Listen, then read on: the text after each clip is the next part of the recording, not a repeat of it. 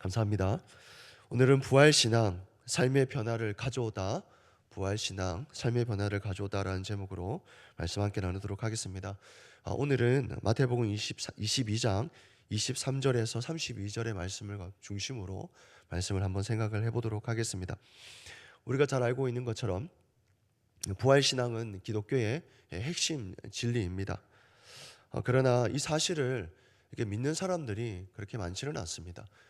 우리가 크리스천이기 때문에 우리는 당연히 부활신앙의 핵심이기 때문에 잘 믿고 있지만, 많은 사람들이 이 사실에 대해서 부인을 하거나 만들어낸 이야기다라는 식으로 이야기를 합니다. 대표적으로 예수님 당시에도 이런 부활에 대한 믿지 않는 그런 사람들이 있었습니다. 대표적으로 사두개인들이 그랬는데요. 그들은 부활이 없다라고 주장하면서 예수님을 향해서 함정을 빠뜨리기 위해서 질문을 던지죠. 하지만 예수님은 오히려 그들의 잘못된 그 가정과 또 무지를 지적하면서 부활과 또 영생의 소망을 확실하게 우리에게 말씀해 주고 있으십니다. 오늘 본문을 통해서 우리가 믿는 부활의 의미와 또 이 부활 신앙이 우리에게 삶에 구체적으로 어떤 변화를 가져다 주는지, 그런 관점에서 오늘 말씀을 생각을 해보겠습니다.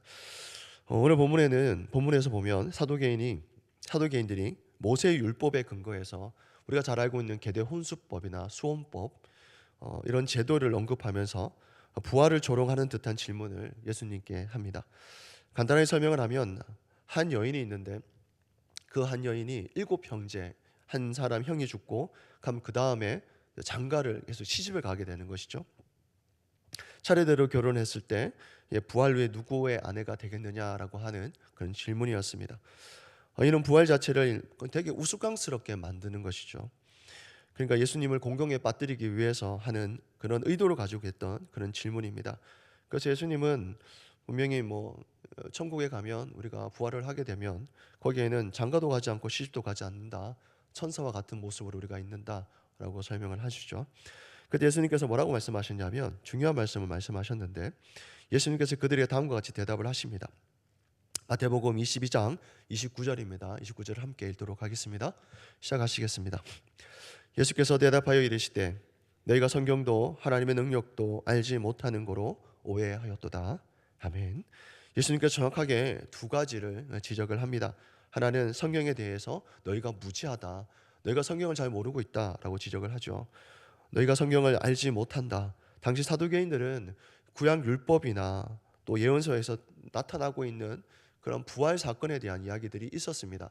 근데 거기에 대한 무지함이죠. 전혀 알지 못하고 있다라고 예수님이 지적을 합니다. 그리고 또 하나는 하나님의 능력에 대한 무지라는 것이죠. 너희가 하나님의 능력을 알지 못한다. 그러니까 부활은 생각을 해보면 인간의 이성이나 경험으로는 이해할 수 없는 영역입니다. 근데 오직 하나님의 전능하심에 비롯된 사실이라는 것이죠. 그러니까 인간으로서는 할 수 없는 영역이 당연히 하나님으로서는 할 수 있음에도 불구하고 그거조차도 인식하지 못했다라는 것이죠. 그러니까 사두개인들은 이를 제한적으로 생각했다라는 겁니다. 오늘날에도 많은 사람들이 이 부활 신앙을 비과학적이거나 터무니없는 그런 믿음으로 치부해 버립니다. 그러한 예수님의 부활은 역사적 사실에 근거하였고, 또 초대교회와 또 초대교회 공동체와 또 사도 바울 등 어떻게 보면 강력하게 증거해오고 있는 사실 아니겠습니까? 눈앞에 현실만을 보면서 그런 부활을 부정하기 쉬운 이 세상 속에서도 우리가 하나님의 능력이 죽음을 넘어 있는 그 세계까지 다스린다는 사실을 우리는 믿어야 한다는 것이죠. 그래서 예수님께서 뭐라고 말씀하시냐면, 출애굽기 3장 6절의 말씀을 인용하면서 이렇게 말씀을 합니다. 마태복음 22장 32절의 우리 말씀인데 함께 읽도록 하겠습니다. 시작하시겠습니다. 나는 아브라함의 하나님이요 이삭의 하나님이요 야곱의 하나님이로다 하신 것을 읽어보지 못하였느냐? 하나님은 죽은 자의 하나님이 아니요 살아있는 자의 하나님이시니라 하시니. 아멘. 이때 예수님께서 하나님이 나는 과거에만 너희 조상들의 하나님이 아니다라는 것이죠. 아니다.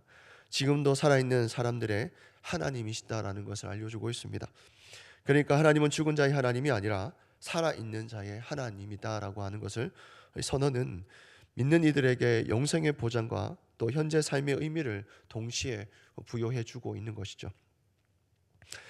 현대 사회는 죽음 이후의 삶을 외면하거나 단순히 무로 돌아간다라고 얘기를 합니다. 가깝게는 제 주변에 있는 믿지 않는 그런 친구들도 보면 그러한 얘기를 하죠. 죽으면 그 죽음의 세계는 아무것도 없다. 그냥 사라진다라고 얘기를 합니다. 그냥 무다라는 것이죠.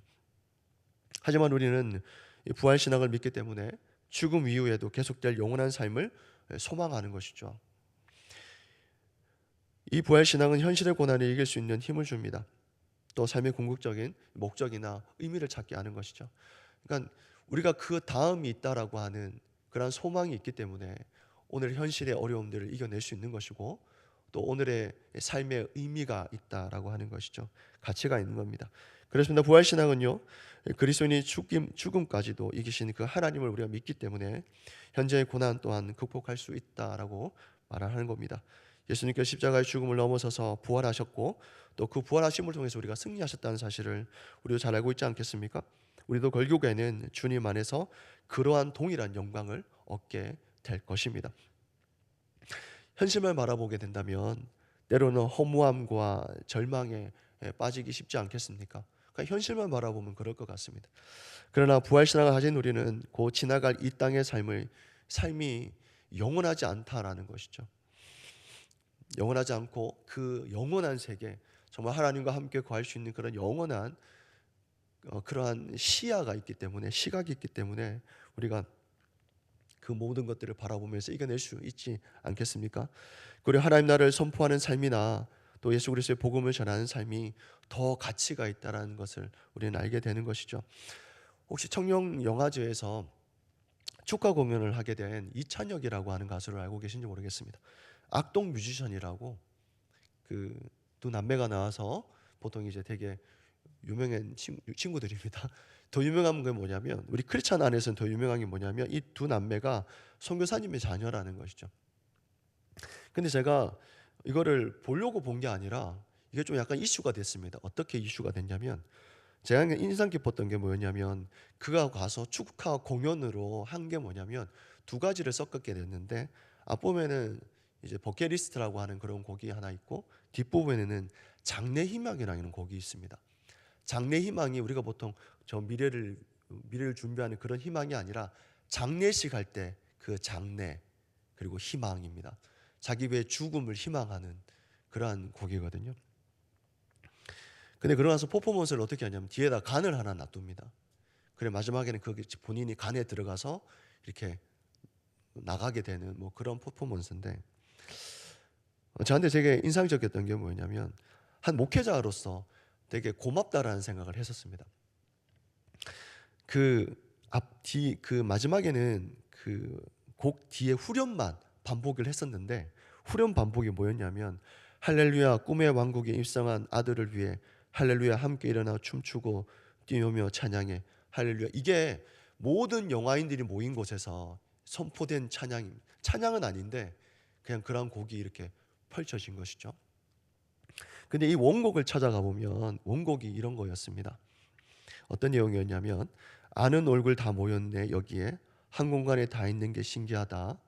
그리고 모르는 사람이 계속 오는데 누군지 기억 못하니까 미안하다. 이런 편이 쓰고요. 그 뒤에 보면 이런 내용이 있습니다.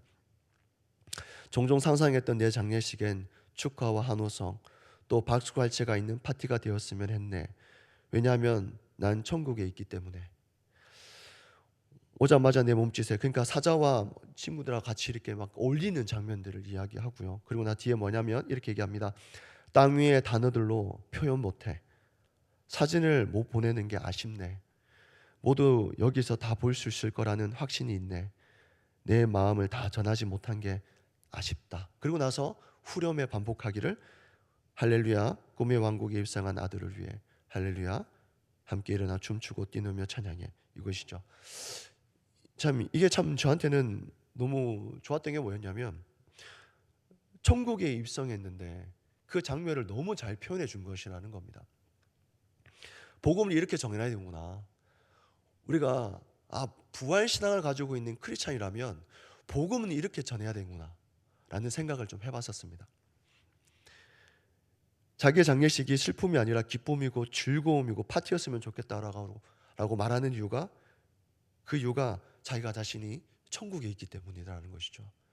그러니까 그 모습들을 나중에 천국에서 그 모습을 자기 장래를 바라보면서 그 사람들에게 이 기쁨을 나누고 싶은데 전할 수 없어서 미안하다 얘기하고, 사진 찍어서 보내주고 싶은데 보낼 수 없어서 아쉽다라고 얘기하는 그 모습들이 정말 부활 신앙을 가지고 있는 크리스찬의 모습이 아니었냐, 그런 생각을 해봤습니다. 요한복음 14장 3절을 보게 되면 이런 말씀이 있죠. 가서 너희를 위하여 거처를 예비하면 내가 다시 와서 너희를 내게로 영접하여 나 있는 곳에 너희도 있게 하리라. 아멘. 요한계시록 21장 4절에도 모든 눈물을 그 눈에서 닦아주시니 다시는 사망이 없고 애통하는 것이나 곡하는 것이나 아픈 것이 닿지 있지 아니하리니 처음 것들이 다 지나갔음이로라. 아멘. 우리가 이것을 바라보고 사는 거 아니겠습니까? 그렇습니다. 예수님께서 사두개인들에게 주신 대답은 그들의 논쟁을 넘어 모든 믿는 이들에게 영원한 소망을 주시는 그런 메시지였습니다. 부활은 막연한 종교적 위안이 아니라 역사적, 신학적 그런 근거를 가진 실제적 사건이라는 것이죠. 즉 예수님의 첫 부활 사건도 이와 같은 맥락에서 우리에게 삶의 소망을 주시기 위함이라는 것입니다. 오늘 살아가는 동안에도 부활 신앙이 주는 담대함과 그러한 기쁨을 누리시면서 살아가는 저와 성도님 되시기를 주 예수 그리스도 이름으로 축원합니다. 아멘. 기도하시겠습니다. 사랑이 많으신 하나님, 새벽을 깨고 기도의 자리로 나오게 하심을 감사드립니다. 매일의 삶 가운데 하나님의 일하심과 채워주시고 부어주시는 은혜를 경험할 수 있도록 인도하여 주옵소서. 부활의 소망을 통해서 우리의 삶의 새로운 의미와 담대함을 주심 또한도 감사드립니다. 오늘도 살아계신 하나님께서 우리의 삶을 인도하시고 죽음 너머의 영원한 생명을 약속하심을 또한 믿습니다. 이 부활 신앙으로 매일매일을 살아갈 수 있도록 인도하여 주시고 그 믿음이 우리의 말과 행동을 통해서 세상에 드러날 수 있도록 인도하여 주시옵소서. 오늘 하루의 삶도 맡겨드립니다. 예수 그리스도의 이름으로 기도드리옵나이다. 아멘.